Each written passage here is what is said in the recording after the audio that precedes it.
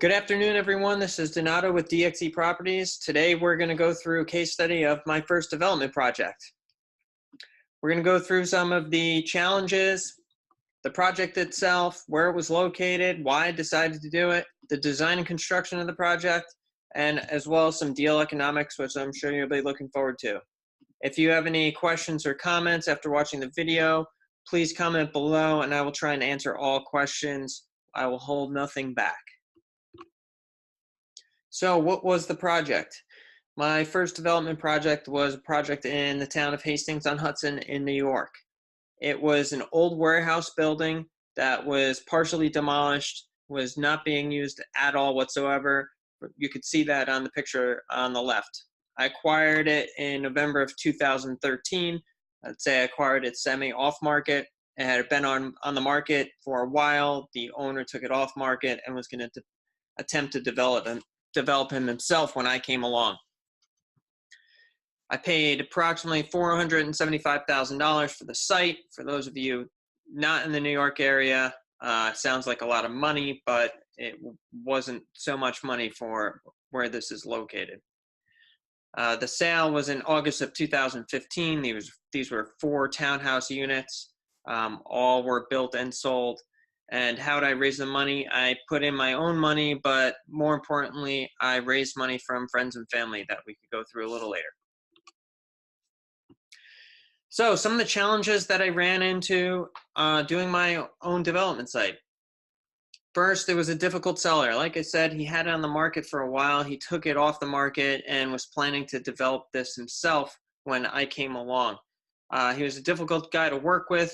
He was used to taking people into bankruptcy and buying people out of bankruptcy. That's what he does for a living. So all around, tough guy to deal with. So there was that. Second, there's a lack of comps. There's no such thing as this product type in the area. So I was really creating a market for this product. And what does the lack of comps do? It makes it harder to raise money from investors because you can't point to anything that's equal. It also makes it a lot harder to get financing because the bank can't look at anything in the area and say, yep, that makes sense. Third challenge that we went through was it was a small project for traditional construction financing. Construction financing really starts really around $5 million, and this project was much smaller than that. So I was very limited in the banks or other funding sources that I could go to get a loan for this. And lastly, the project was really in between the size of building a single family home and the size where you'd go out and get a commercial contractor. The project was built as if it was a commercial building because it has a full sprinkler system, full fire alarm system, fire rated partitions between units, and the whole 9 yards, has underground parking.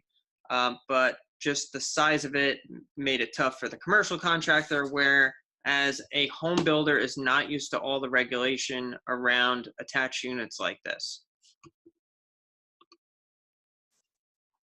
So we're going to go through the construction a little bit. I'm going to tell you about some of the construction issues, how we dealt with them, what we had success on, what we didn't, and how to make sure you plan accordingly because you will run into issues when you go to construct your first project. First, if you look in the picture in the top left, that is another view of the piece of land or AKA building that I bought. So as you can see, it was in pretty horrible shape. There's just a couple columns remaining and a couple walls remaining from the original warehouse site. So the first thing that we did when we got into it was we needed to remove the existing slab on grade and replace it with the new slab on grade for our new steel columns. So we start digging up the slab on grade, and what do you know? This building was built without a foundation. So what could we possibly do about that? We had to underpin the entire building section by section. This was totally unforeseen. There's no way we could know that a building built in, this century, the past century, have been built without a foundation. So how do you solve that problem? How do you get past problems like this? Well, whenever you go into a development project, you always have to account for contingency.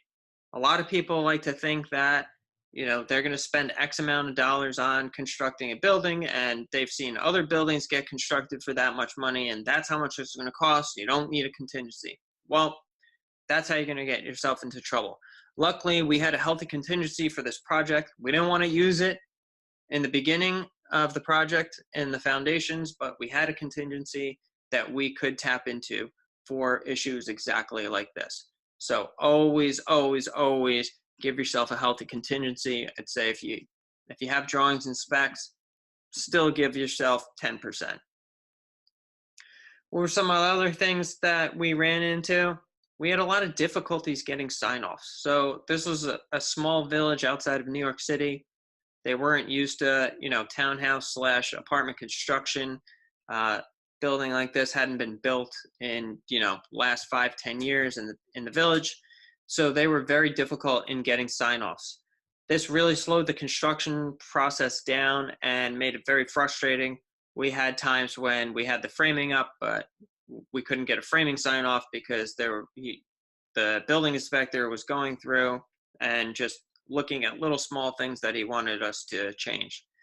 Another issue that we came up with was it was under strict height limit in this neighborhood. So after we got all the framing up, after we put the roof on and we put the trim on, we actually had to stop the project and get a full survey done, including the height of the roof, so that we could prove to the neighbors and the building department that the building wasn't too high. We were getting calls from the neighborhood saying that we had built higher than the plan showed. So we literally had to stop again and prove this. Again, always put in time and money contingencies into your projects because you never know what's going to arise. So we're going to go a little bit into the market and design of the project. One of the biggest things when you go into a development project is you need to know your market. So some of the things that we look for when we're looking at new projects is, what are the area economics? How much could someone afford to pay? So one of the standards that we like to use is we like to look at the area median income and say that a purchaser or renter in either case could pay 30% of their annual income towards housing. So whether that be a mortgage plus taxes or rent. We could then take that mortgage and tax payment that we've calculated and figure out how much of a mortgage that they could get, which will give us a sort of gauge that people could afford the product that we're trying to build in the neighborhood. Second, you have to understand the tastes of the neighborhood. You can't put a totally modern project in a neighborhood that has old style colonial buildings, and likewise the other. You can't put a colonial style building in a neighborhood that is super modern. It just won't sell because the people there expect to see the same thing as they're walking down the street. Third thing that we want to talk about in design is you got to spend time on your design. So whether it be from the outside to the interior layouts, look at your layouts and always have an architect involved, but you have to use your gut too. Architects make mistakes. They draw things that don't work. For example, we're recently looking at a project where you open up the laundry closet door and you wouldn't have room to actually stand behind that laundry closet to empty and fill up your washer dryer. So architects make mistakes. You have to look at these things very closely and ultimately be the decider of what's right. Also, what you want to do, definitely get input from realtors early on. They know the market the best. I would say don't listen to them on everything they say, but take their opinions and form your own at a minimum. All right, so the moment you've all been waiting for, what were the purchase and sale economics of this project? So we bought it for $477,000. We had to pay all cash to close. It was a quick closing period. We had very little due diligence. We were hard on the deposit, so we had no way out. So just keep that in mind. But we were able to use our own money as well as raise money from friends and family. I told you in the beginning I would talk about how we'd raise the money. So in this project in particular, we literally went out to our friends and family and pitched them the deal, created an investment deck, showing them the benefits and potential profits for this project, and asked them to invest. It's a great way to get started in the business, and you just got to make sure you put together a good deal and don't do anything too risky, because you will be left without friends and family if you do it wrong. Also, as you're syndicating a deal, always, always, always engage an attorney. He's going to help you with all the legal documents. He or she is going to help you with all the legal documents to make sure that you do everything according to law. Nothing worse than running into a problem where you syndicated a deal, you did it all legally, and now you're getting sued. So do not do that. Always consult with an attorney whenever doing anything like this. All right, so back to the purchase and sale economics. So the purchase price was $477,000. Our total condo sellout, again, there was 4 units, was $3,089,000. The total invested equity was $735,000.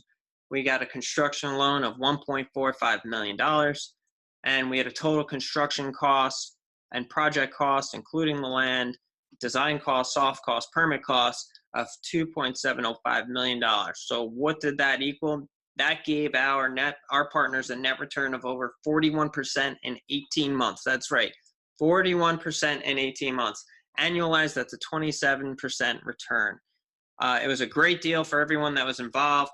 We definitely hit our pitfalls. We had a lot of challenges in getting this done, but overall, at the end of the day, everyone was very, very happy.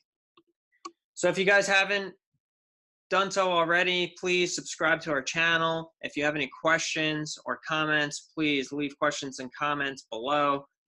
Check out our website, www.dxeproperties.com. We're always on the market for new projects, so keep up with us. Thank you.